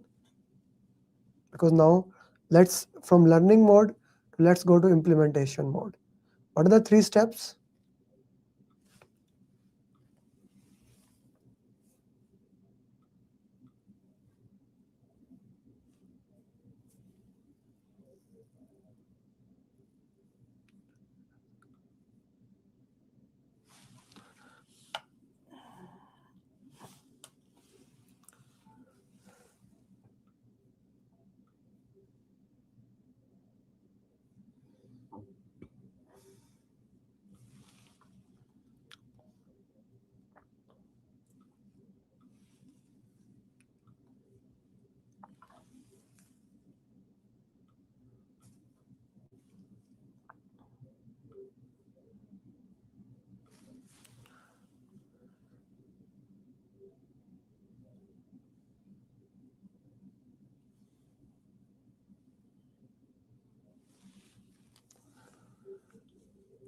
Okay, elimination, slow down, etc. etc. Okay, slow down keywords, elimination technique. Are you ready, guys? Charismatic leader is someone because of his charisma, people work into that. Knowledge is done, now comes the question answers. Okay, question number 1 on your screen now. Let's solve it. We have 15 questions that we will solve. And these are the new questions, no one has done it, I made it today.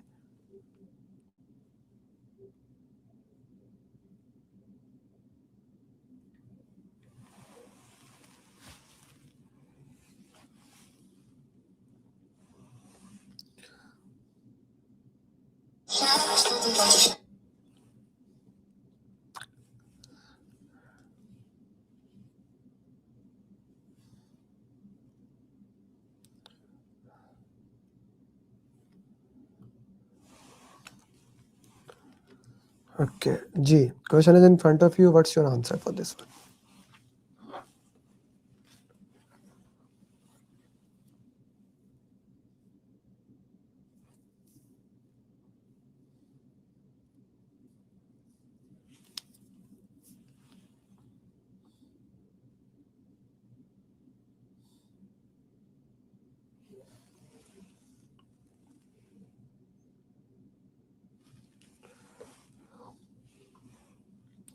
Put your elimination technique and use a justification. Why this is the right answer.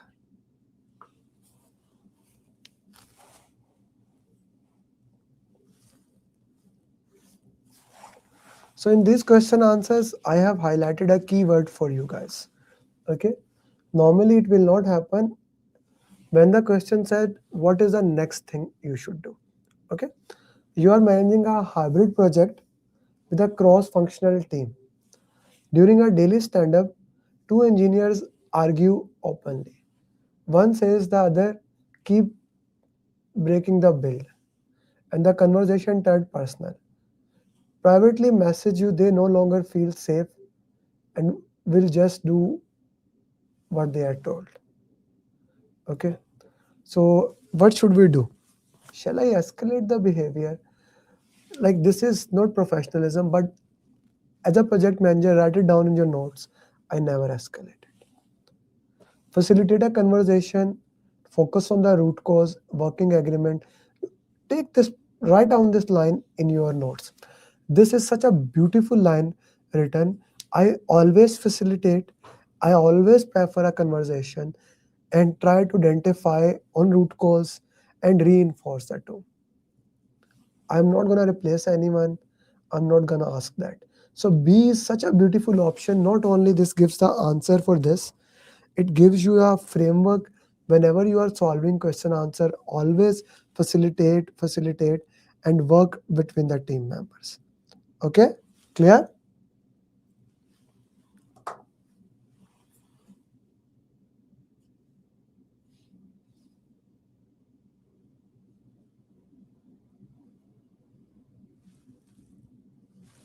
Yes, escalation is the last option.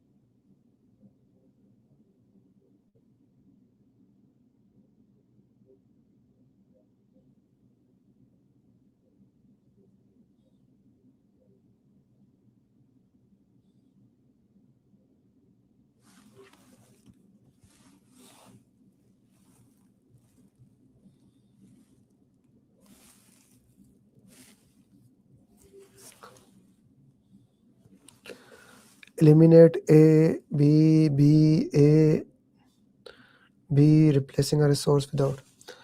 Okay, which team is most likely experienced? Which stage of the team development is this?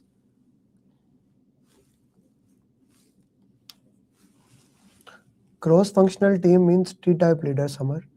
People who have worked in multiple, they can work along the different direction. All the T-type leaders are considered as cross-functional team. You are managing a cross-functional team like tester, developer, people like that from newly acquired a company. Team meetings are characterized by frequent disagreements over priorities. Several members challenge decision made by discussions. So which stage is this? Is it a forming stage? Is it a performing, norming, or storming? So there the conflict is happening. It's a conflicts are happening. Write it down in your notes. Hassan, you are saying A. All the conflicts we just discussed, all the conflicts happened in the storming stage. So B is your right answer. B is your right answer. Saf, message in batch 12, Tamina, batch 12, Islam, batch 11, and everyone else in your batch that we are solving 15 question answers so people can join more. Okay? B is the answer. Storming is the right answer.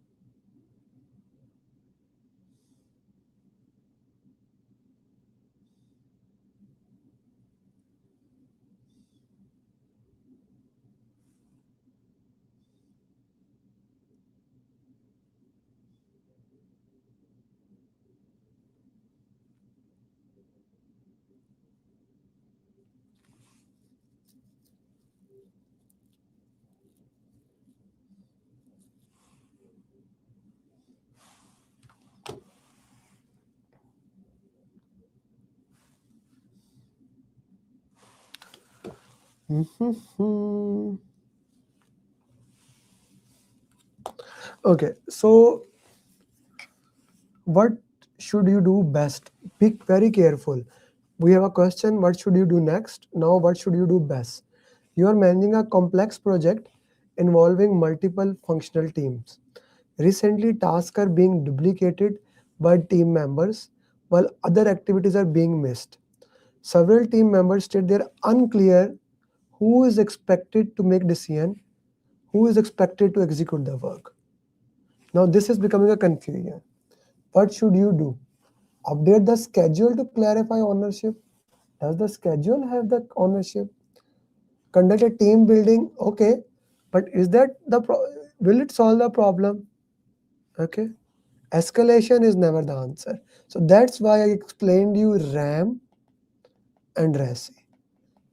Guys, are you having fun? First we completed the topic and immediately we are implementing that topic. What does that topic mean? Okay, does that make sense to you guys? What was the reason behind the entire exercise that we did, so that you are able to answer each of these questions?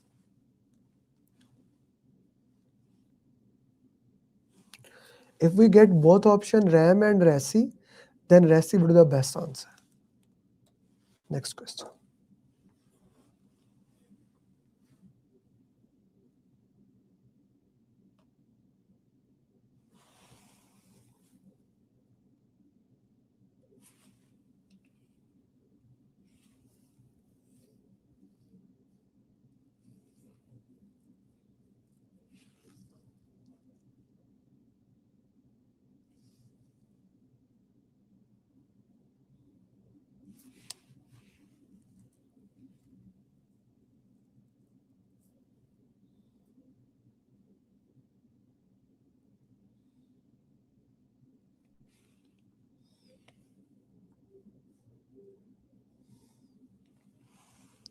Because B is not the answer.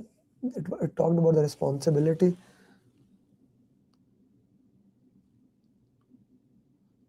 That's why it's not the answer.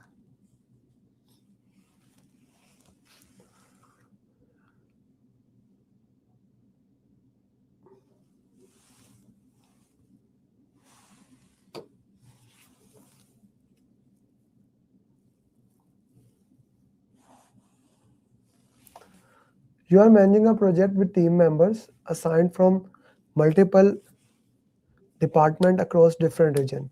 Recently, several activities have been delayed. Even the task sequencing is correct and resources are assigned. During discussion, you learned that some team members are unavailable during during the operational regional holidays like Eid is coming and partial allocations. What should you do best to prevent similar issues going forward? Update the schedule. It can be negotiate, not bad option. So resource calendar actually have when the resources are available. Okay, so C would be the best answer. All 4 options are good, right? I cannot even eliminate all of the 4 options. All are right, but we need to see which option is the best, and C is the best answer.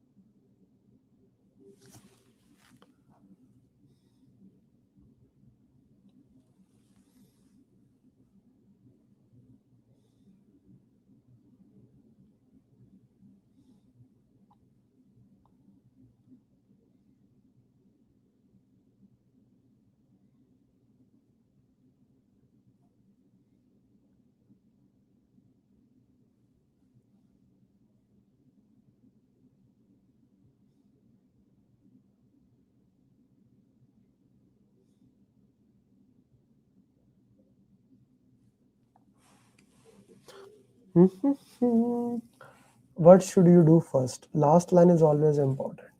You are managing a high visibility project under a tight deadline. A senior team member who has consistently delivering high quality work recently missed a milestone and appears withdrawn during meetings. When asked, the team member responds and avoid discussion. So what is happening here? Reassign, he's a good team member. Address the issue during the next meeting. Meet privately, escalate it. So whenever there's a issues, one of the things the project manager should do, he should talk team members privately, see what is needed, what is happening there. So C would be the best answer.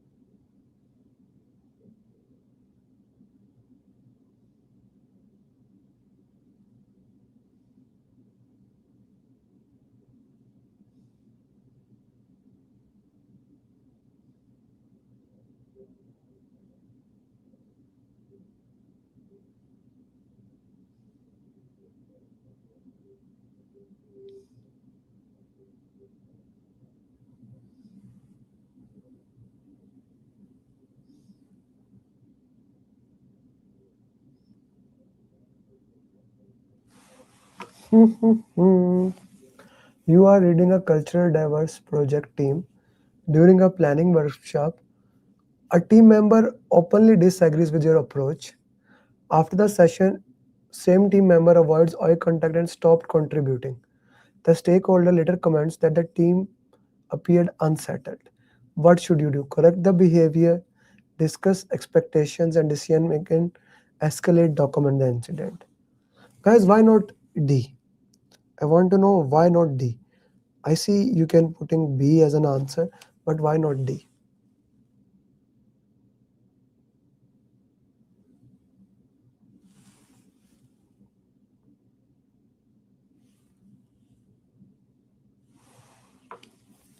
Why not D?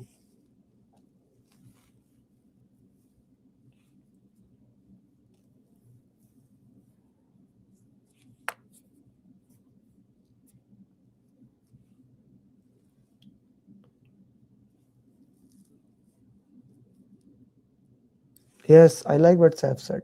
D can be, but B is the best answer. So we discussed 5 levels of conflict. Here's a question for you. Thank you, Dayami.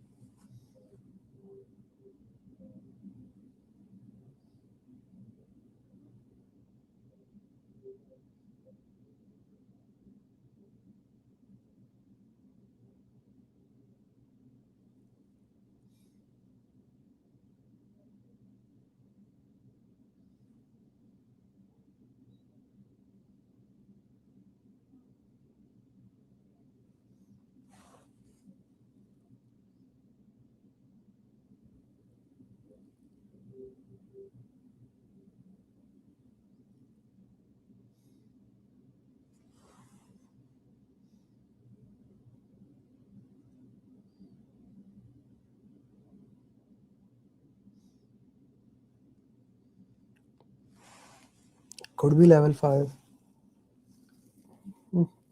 Intraceable conflict is world war. Like this is another way to say this is world war.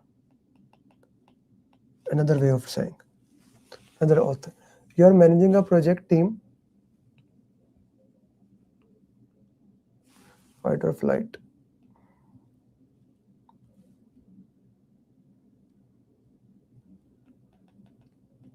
This should be fight or flight. You are managing a project. During two members consistently channels, discussion become emotionally charged, and each person attempt to prove the other wrong, then focusing on the solution. Okay, this is not number 1. This is not number 2. Okay, it is not getting physical. Okay, now this is a very interesting thing. This is, we are saying the other is wrong. We are not talking about group. It's not level 4, so it's level 3.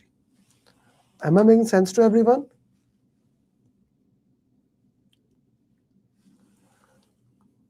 Going back to you guys, what was the level 3 conflict? How the conflict was level 3? What is level 4? Can you put in the chat box? That's okay. It's okay. I know this question is hard, but hard questions are the name of the game. What are the 5 levels of conflict? What happens in each level?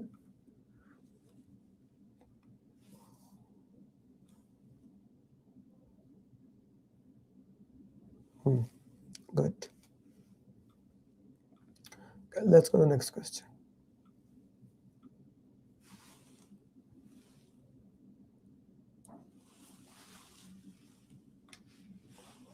A different question, not the same.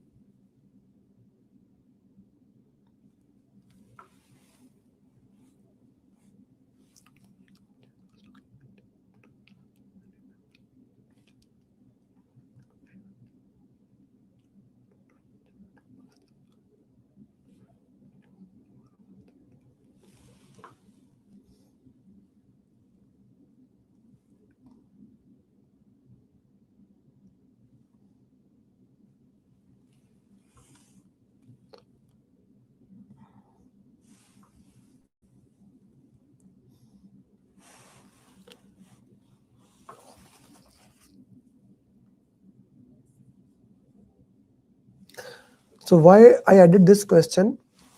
This is actually contest. Okay, this is C option. The previous question, this is basically a language of 4, level 4. Take a screenshot of these two questions. This is level 4. Many people put this is level 4. Now our voices are being raised, like being abusive, emotionally charged. That's a level 4 thing. Crusade, things become grouping, you are becoming emotional.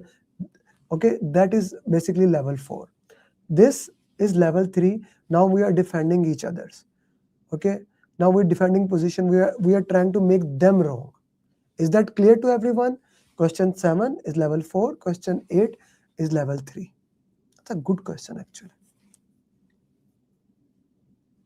Everyone is clear on that?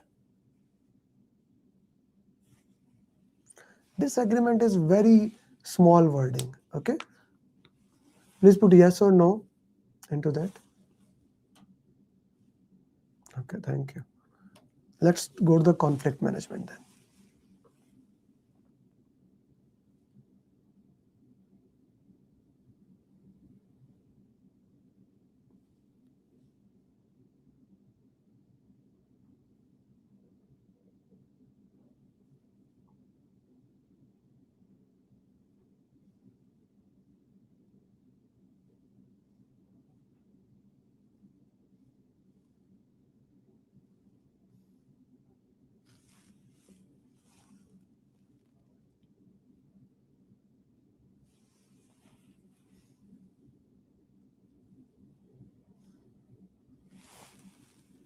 I want you to, with one keyword, tell what does avoiding mean, how do you know it's avoiding, how do you know it's accommodating, how do you know it's compromising, how it is collaborating, and how it is forcing, with one keyword.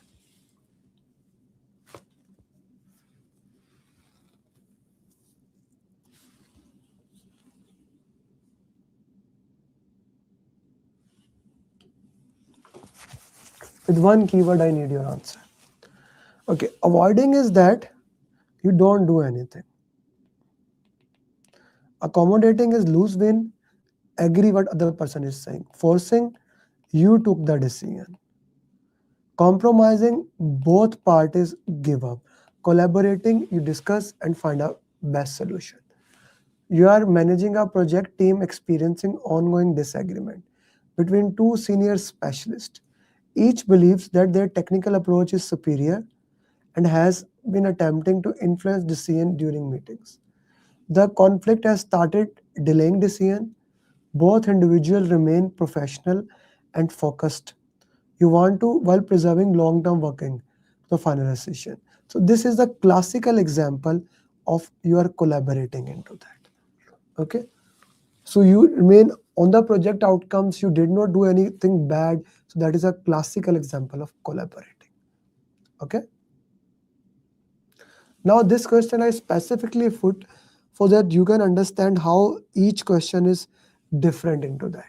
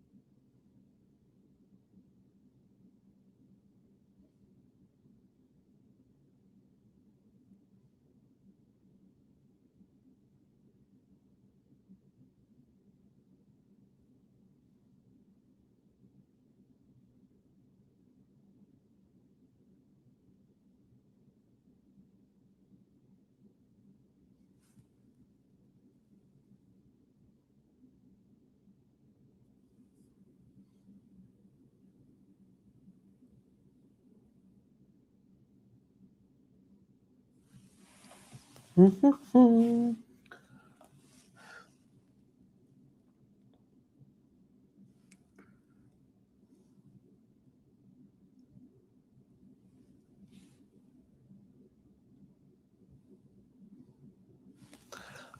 you are leading a project in a matrix organization. So now we know what's a matrix organization also.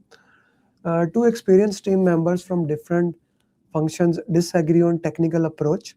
Both approaches meet, but each has different cost. The disagreement has begun delaying decision. Both remain respectful. You see, this is the keyword. They remain respectful and committed to success. Expect a decision within few days. Which strategy should you use to address this? Forcing, compromising, evaluate option.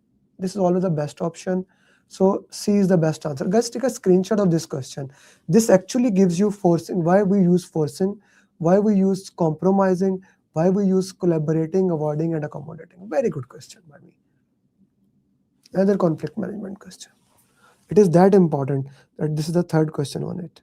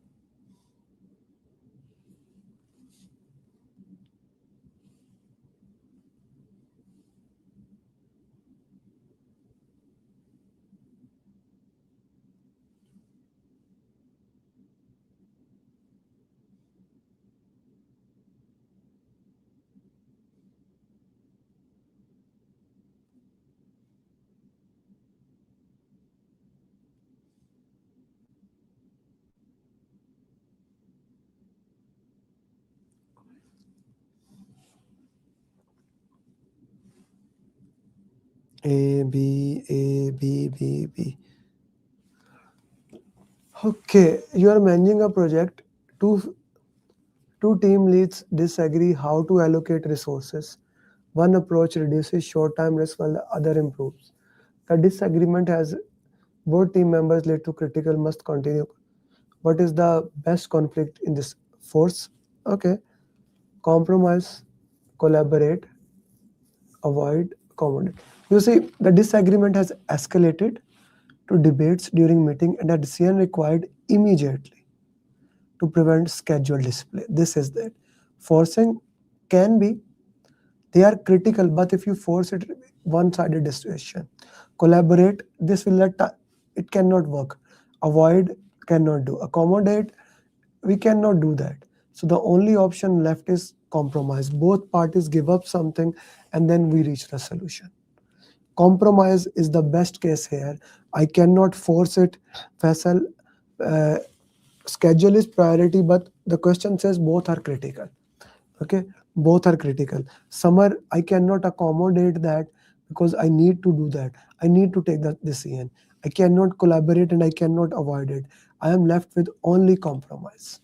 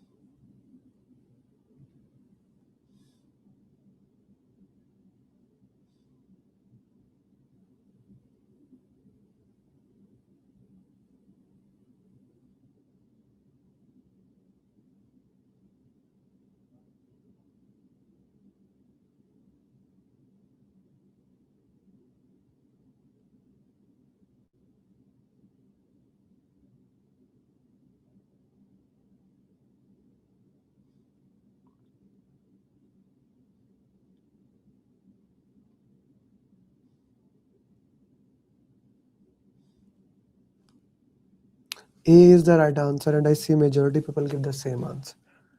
Let's go to the now leadership style.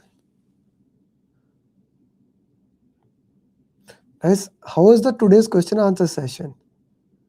Right, every single person, every single topic we have discussed in the question answers. I worked very hard for that. Is it effective? Is it worth your two hours that we have spent it?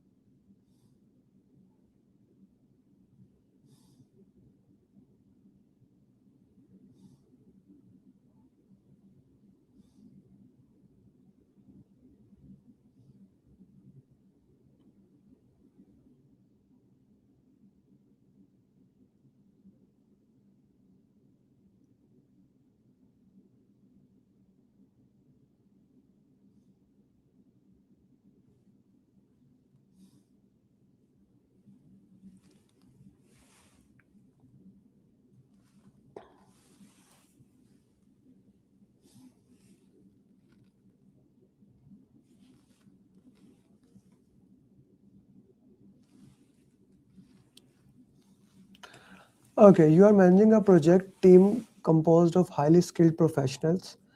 Team members consistently meet their commitment. Recently, senior management suggested that you should increase oversight to ensure. Okay, what leadership approach should you best support the team?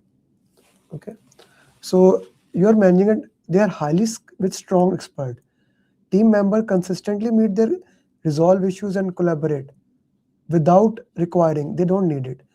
So you should increase oversight to ensure which approach should you use best to support. Directive, they are already knowing the things. Coaching, they are already abilities. Autocratic, never. Like A and D is out of the way. Okay, A and D is the out of the way.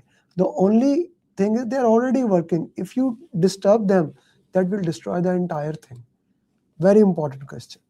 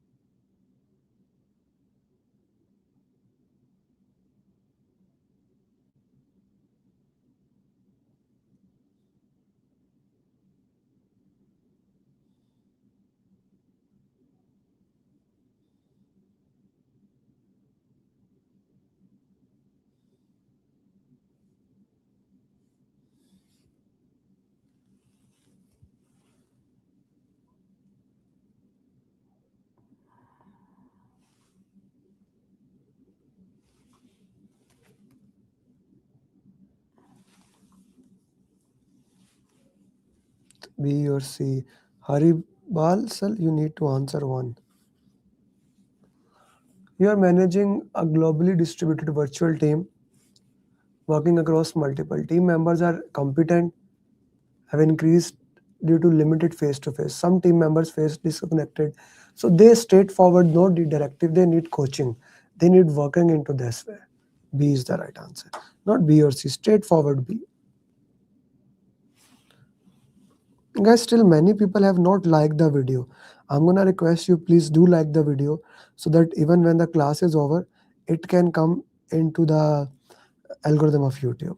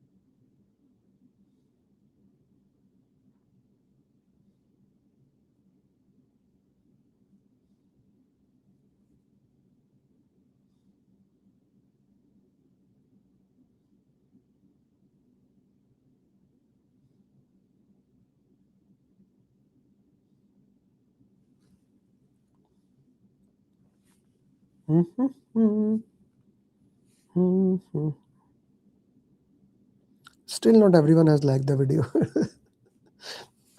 Okay, B. You are managing a fully virtually project team spread across multiple time zones. The members really interact outside misunderstand. You need to make a critical communication, like the B answer, how we can communicate effectively and work into that way. So that will solve the problem that you are having of communication. Okay, that is your answer. B is the right answer. For those who are my student, Saturday coaching call will be even more interesting. I have made a document that is principles that you need for PMP, entire PMP, and then question answers based on that. There will be principles that I will be sharing with you in the class, and I will give you a document also. I made it last night. And you will also solve, like, there are 23 questions I have already made. I am making more questions. Me and Martina is working, so probably there will be 50 questions. So Saturday session, same 10 a.m. EST, 7 p.m. UAE time, we will have at Zoom. It's very interesting for all my students. For those who are not my students, why you are still not my student? You can, no, 1 hour earlier, name. You can ask my students how effective these sessions are. We are going to have our live class, our program joining in just 2 weeks, exactly in 2 weeks. On 20th, we are going to have our live classes. I still have few slots. You see my number, contact me, and let's start working into that. And any of my students want to share what do we do? And that duration will be 4 to 6 hours. I have 30 principles, 20 plus principles, then 50 plus question answers. So it will be a long session there. Saturday will be a very interesting session. So don't miss that session to my students, because it will be live, of course. And any of my students want to give the feedback, how we do things, so that other people can know actually what we are doing it.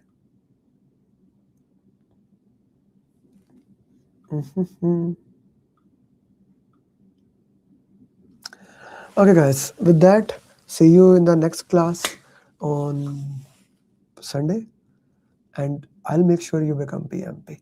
Let me put a small video that we made of some PMP so that that can motivate you guys also.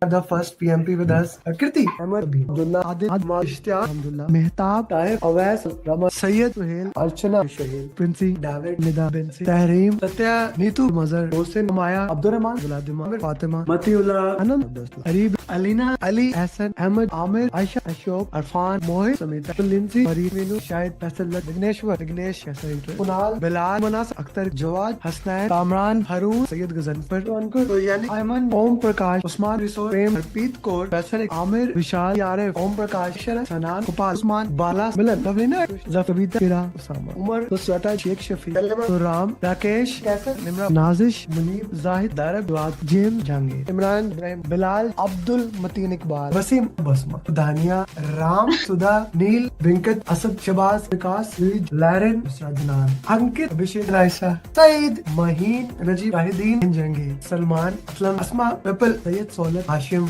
Lakshmi, Rashad, Hussain, Dinesh, Awais, Asif, Ashraf, Aman, Ali Afsar, Zuhaib, Jain, Tabad, Asrar, Muhammad Ahmad, Chandrakant, Zishan, Anga, Veena, Nandan, Unati, Uday, Toil, Sharjeel, Ali, Aftab, Mubashir, Tayyab, Tamanna, Tahir Hussain, Dhani Abbas, Faisha, Suhail, Shubham, Kalayum, Shrikant, Lakshmi, Suhail Bashir, Suhail, Saurabh, Salma Said, Sikandar, and Sikandar himself, Hussain, Raj, Ravi Lalo, Kesh, Shajib, Qasim, Pratap, Amia, Sadam, success story of friend, Naveen, Venkatesh, Ankur, Pooja, Suresh, Said, Uzaif, Kashif, Pradnya, Surosh, Deep, Dani, Sam, Hasan Javed, Rahim, Pavanti, Nithya, Naveen, Nara Singh, Manib, Shabaz, Satizar, Muhammad Ali Virani, Ahmed, Adnan, Mudassir, Manili, Manishka, Manaila, Yakas, Oman, Sayyid, Kavi, Johar, Ibran, Rahim. This is a love story. Jane, Vishnu, Mohsin, Sashi, Sara, Mohsin, sister, Aitan, Harun Rashid, Numan, Wakar, Rizwan, Muzammil, Farhan, Rizwan, Faisal, Sayyid, Mubashir, Deepa Prakash, Deepa, Deva, Chetali, Nataranj, Basit, Barkat, Tazir, Nasfar, Riyaz, Arvind, Agarwin, Aksa, Anani, Sarad, Vaik, Kalpana, Amar, Ali, Akhil, Azaz, Afshanan,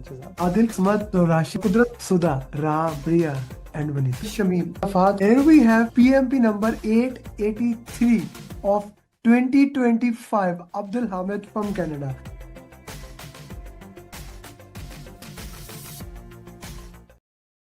This was last year. Already we are reaching 100 PMPs. So I really want you guys to win that. So do you have any offer for, yeah, you can buy the simulator. My simulator is like $350. You can buy on my website. You can contact me. I don't recommend just getting the simulator. The main thing in my program is coaching calls, follow-up, and customized roadmap. These three things are most important: customized roadmap, daily follow-up, and coaching call. That's how I make sure, not the question answers. Thank you very much. Don't go with memorization. We understand. Confident to clear PMP. These are the people who are my student, not paid people. They are answering there. We will give feedback. The session is very helpful. Please join our Mirali program. This is the best investment ever. Best coaching. Thanks for your additional coaching. I'm always here. Thanks, Amir, for today's session. Guys, if these people can do that, using my 7-step formula, I can make sure you can become next certified PMP. My goal is to get 5,000 people to become PMP this year. For that, I need you. I have not increased the price as of now, but it will go up. So $899 is the program. Customized roadmap, daily follow-up, coaching call, every single thing for you. So I hope you join the program and become PMP. With that, thank you very much and bye-bye. I would have not been able to clear the exam if Amir Ali would have not been. I would have not been. I did not believe that I would be able to clear my PMP within a month. I don't know what to say actually, like I'm kind of like really I got my results and I was above target in all 3 categories. Wow.